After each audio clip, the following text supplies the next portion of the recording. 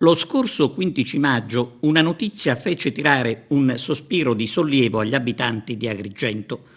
La notizia riguardava lo spazzamento meccanizzato della città dal centro alla periferia.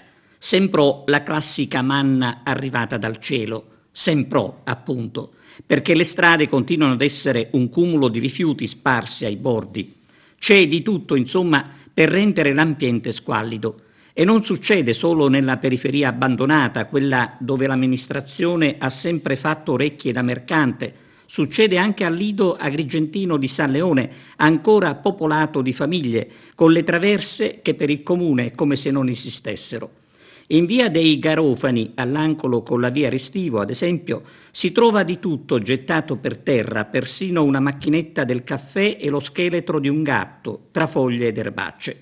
Tanto quanto basta per rendere la via un immondezzaio. C'è da dire che in questa zona centrale del lido agrigentino l'amministrazione comunale era intervenuta solo per vietare la circolazione ai ciclomotori piuttosto che sistemare l'asfalto pericoloso anche per i pedoni. Le spazzatrici che sono utilizzate ovunque ad Agrigento sono arrivate in ritardo e per giunta utilizzate senza criterio, a cominciare dai problemi creati dalle auto in sosta.